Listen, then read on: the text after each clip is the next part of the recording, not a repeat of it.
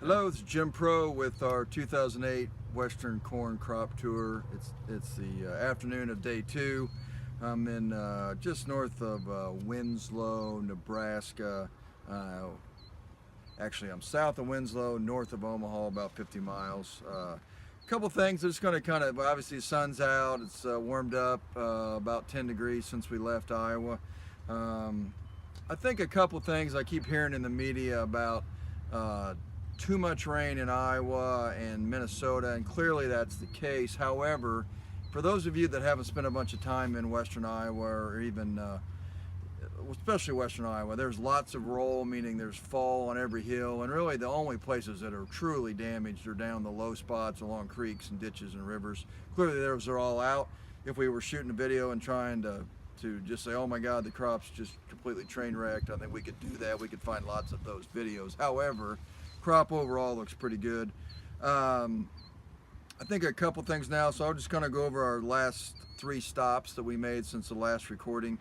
Osceola County, Iowa, that crop was 33,000 stand, V6 to V7. We dropped down into north of here up, Jim, what's Dakota. Dakota, Nebraska.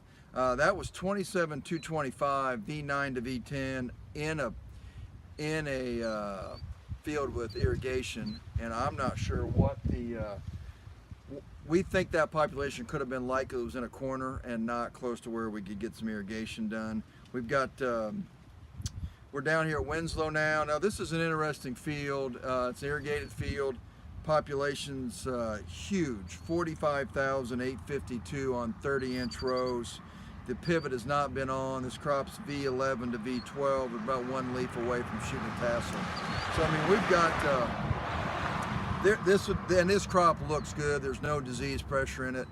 There's no reason why this. I'm not sure why he's got this thick, but he's trying to do some interesting things with this. So I'm going to kind of wrap up a little bit of our Iowa, western Iowa and southern Minnesota, and tell you what would worry me about those areas in this crop. That, if you think about what happened in Illinois and Indiana, we planted early, it was dry early, we sent lots of roots deep, and then we started getting rain here in mid-June. That crop in Minnesota and western Iowa was planted later. It has never lacked for moisture, probably doesn't have the root structure. So if it would get hot and turn off, it would probably affect their crops before it would affect the Illinois and Indiana crop, or that eastern side of the Corn Belt that we're going to visit. So I mean, I think that's important to understand. There'll be virtually no corn pollinate in Iowa or Minnesota, at least western Iowa or Minnesota, over the next 10 days during this brief hot spell. So that'll be interesting to watch.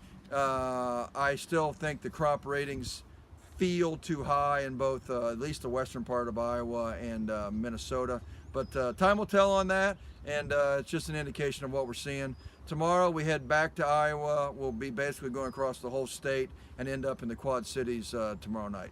So thanks for checking in, and thanks for passing along our video updates.